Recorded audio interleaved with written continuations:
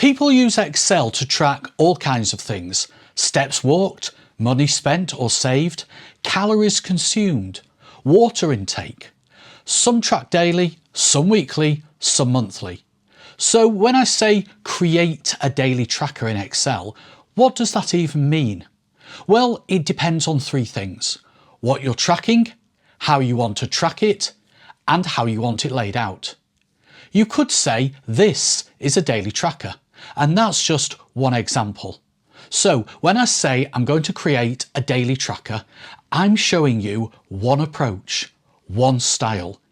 Even if it's not exactly what you need, hopefully you'll pick up some techniques that you can apply to your own tracking needs. With that, let's get started. And if you want to follow along, you can download a copy of the practice file from the link in the description below. For this example, I'm going to create a single sheet tracker, so everything is going to be on the one sheet or the one tab, and this tracker is going to track one thing. Like I said in the intro, it could be anything. Steps, hours worked, doesn't really matter. For this demo, it's going to be how many steps I walked each day. Across row 1, I need the month names in every other column and the word steps in the columns between the month names. And then the day numbers, 1 to 31, 1 to 30, etc., will go under the month name, and the number of steps will go in the next column. So if I select A1 and B1, point the mouse at the bottom right hand corner of B1 and drag across, I need to go up to column X because that will be December and steps. As it stands, the words January to December mean nothing to Excel. To generate the day numbers, I need to provide Excel with an actual date. And the first thing I need to do is type the year into a blank cell. Any cell will do, but I'm using Z1. And as this is going to be tracking for next year, I'll put 2026. And then on row 2 in A2, I'm going to enter this formula. Equals date value, open brackets, A1, ampersand, Z1, and then put the dollar signs in to make Z1 absolute, and that's it. What that formula does is it combines the word January, which is what's in A1, with 2026, which is what's in Z1. At that point, what is generated is text. So I used the DATEVALUE function to convert that text into an Excel recognizable date. Because I haven't specified a day, it will default to the first day of that month.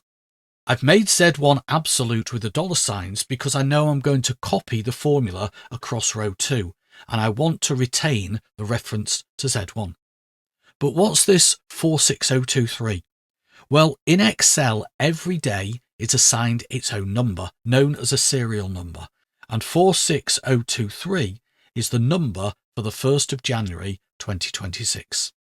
So I then need to copy that formula across row 2, but only to every other cell. So if I select A2 and B2, point my mouse at the bottom corner of B2 and drag across to X2, what I now get is the formulas in columns A, C, E, and so on. To display those numbers as dates, I would change the format of the cells. So I can do that, although there's actually no need to do it because eventually row 2 will be hidden. But just to show you, if I choose short date, I would need to make the columns wider. But you can see, I won't do them all, but you can see that we've got the 1st of January 2026, the 1st of February 2026, and so on.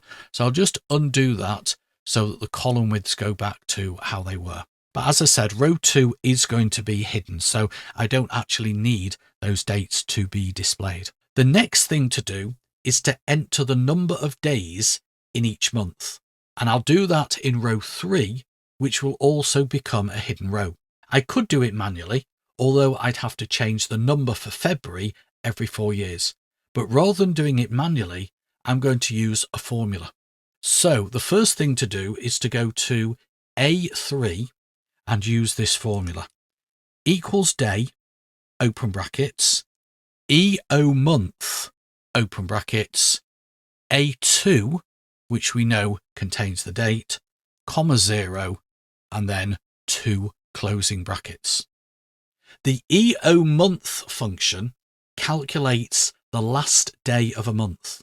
So in this example, it takes the date that is in A2, January 2026, and calculates the last day of that month, which of course is the 31st of January 2026. The day function extracts the day number from that date, which for the 31st of January is 31. By the way, the 0, which is the second argument of the EOMONTH function, defines the number of months forwards or backwards from that date.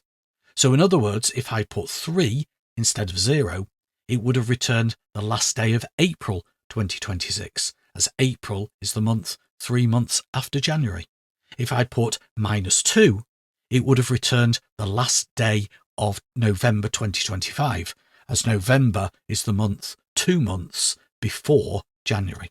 So I'll enter that, select A3 to B3, and drag across to copy. Now to generate the day numbers. If you have Excel 365 or Excel 2021 or Excel 2024, you can do this easily using the sequence function.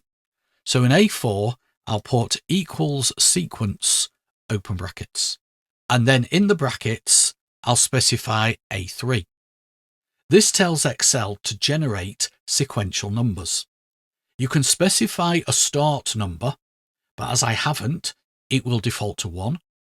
You can provide a step number, for example, generate numbers that increment in 2s, 2, 4, 6, etc.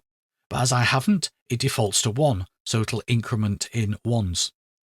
A3 contains a number, 31 in this case, and that defines how many rows of numbers to generate. And you can also specify how many columns of numbers to generate. As I haven't, that will also default to 1. So I'll close the brackets and press enter. And you can see that it's generated sequential numbers going up in 1s up to 31. I then want to put those in the other columns, or the alternate columns, should I say. So I'll select A4 and B4, grab hold of the bottom corner of B4 and drag across. And what that has done is that has generated 12 formulas. One in A4, one in C4, one in E4, and so on. And for each formula, it is generating sequential numbers starting at 1 and going as far as the value in row 3 for that particular column. By the way, if you don't have the sequence function, you can either generate the numbers manually and change February's last number every 4 years, or use a formula, but you'd have to copy the formula down manually. This is the formula, and as I said, you'd enter it into A4 and then you'd copy it down 31 rows, as that's the highest number you'd need. It compares the row number of A1 to the number that's in A3, and if it's equal to or less than the number in A3, it puts 1 into the cell, otherwise it leaves the cell blank. As the formula is copied down the column, it references a different row number and compares that to the value in A3. And I've used a single $sign in the formula so that I can copy it down and across, and it keeps the reference to row 3. So let's go back to the year tracker. That's the non-365 version that I was showing you there. But if I go back to the other sheet, finally, I'm going to hide rows 2 and 3. So I'll just select rows 2 and 3 and hide those. And then I can apply any other formatting that I want to, such as aligning the numbers, turning off the grid lines, applying borders, changing colours, and so on and so on. As I said at the start, there are many ways to create and lay out a tracker, and this was just one way to do it. I hope this video helped you, and if it did, please give it a thumbs up. And if you like more Excel tips and tricks, check out my website at theexceltrainer.co.uk. As always, thanks for watching, and I'll see you in the next video. But until then, Have an excellent day.